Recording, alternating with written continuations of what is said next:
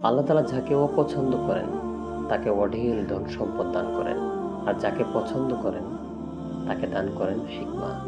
যাকে হিকমা দান করা হয় তার ভিতরে থাকে সাকিনা। আরবি সাকিনা শব্দের অর্থ শান্ত, প্রশান্ত, ধীর, স্থির। টেবিল ভর্তি খাবার, অথচ প্রত্যেকটা খাবারে আপনি দোষ খুঁজে পাচ্ছেন, পেট ভরে খেতে পারছেন না, কেননা আপনাকে সম্পদ দান করা হয়েছে, হিকমা দেওয়া হয়নি, যে কারণে আপনার ভিতর সাকিনা নেই। আপনাকে হিকমা দেওয়া হয়েছে যে জন্যে আলু ভর্তা আর ডাল দিয়ে পরম প্রশান্তি নিয়ে পেট ভরে খেয়ে উঠে বলে উঠবেন আলহামদুলিল্লাহ। উচ্চ শিক্ষিতা সুন্দরী স্ত্রী পেয়েও আপনি তাকে নিয়ে সুখী নন, কারণ আপনাকে হিকমা দেওয়া হয়নি। টয়টা এলিয়েনে চড়েও আপনি সুখী নন। আপনার কেন পাজেরও নাই, এর কারণ আপনার মাঝে হিকমা নাই, সাকিনা উঠে গেছে, আপনি আপনার অবস্থানে সুখী নন। আরবি হিকমা শব্দের অর্থ প্রজ্ঞা। যাকে আল্লাহ তাআলা হিকমা দান করেন সে সর্ব অবস্থায় সন্তুষ্ট থাকে, শান্তিতে থাকে। এর অর্থ নিজেকে মানিয়ে চলা এবং তাতে সন্তুষ্ট থাকা। রিজিক শব্দের অর্থ অনেক ব্যাপক। রিজিকের সর্বনিম্ন স্তর হচ্ছে টাকা পয়সা, অর্থ এবং সম্পদ। রিজিকের সর্বোচ্চ স্তর হচ্ছে শারীরিক এবং মানসিক সুস্থতা। রিজিকের সর্বোত্তম স্তর হচ্ছে পুণ্যবান স্ত্রী এবং পরিশুদ্ধ নেক সন্তান। এবং রিজিকের পরিপূর্ণ স্তর হচ্ছে মহান আল্লাহ তাআলার সন্তুষ্টি। রিজিক খুব গভীর একটি বিষয়, যদি আমরা তা বুঝতে পারি।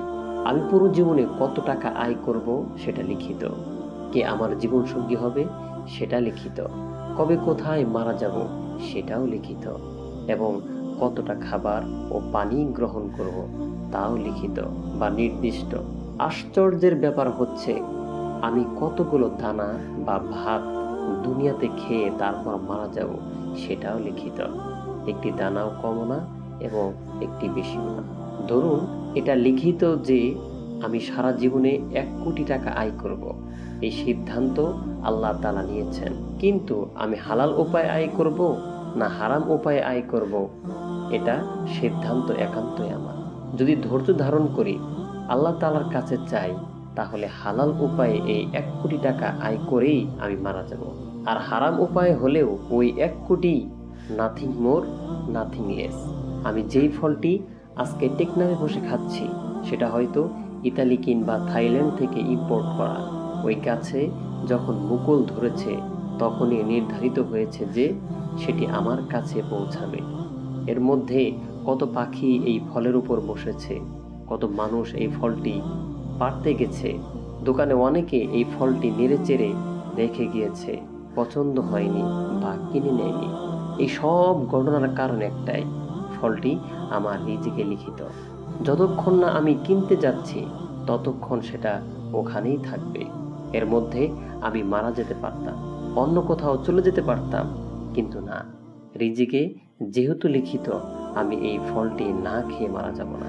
রিজিক জিনিসটা এতটাই শক্তিশালী।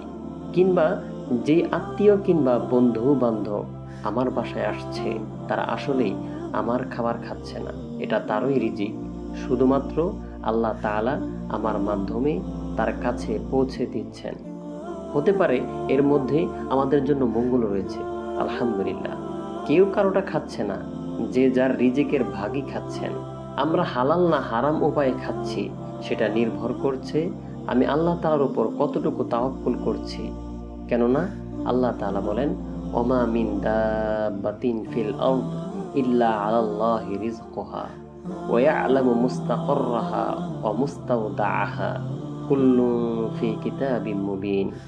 দুনিয়ার বিচরণকারী এমন কোনো প্রাণী নেই যার রিজিকের দায়িত্ব আল্লাহর উপর নেই।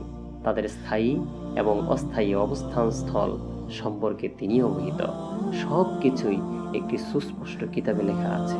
আল্লাহ তাআলা অন্যত্র বলেন, ওমান ইয়াত্তাকিল্লাহা ইয়াজআল লাহু মাখরাজা ওয়া ইয়ারযুকহু মিন হাইসু লা ইয়াহতাসিব ওয়া মান ইয়াতাওয়াক্কাল আলাল্লাহ ফাহুয়া হাসবুহ। যে আল্লাহকে ভয় করে আল্লাহ তার জন্য কোনো না কোনো পথ বের করে দিবেন, আর তাকে এমন উৎস থেকে রিজিক দিবেন যা সে ধারণাও করতে পারবে না। যে ব্যক্তি আল্লাহর উপর নির্ভর করে, আল্লাহ তার জন্য যথেষ্ট।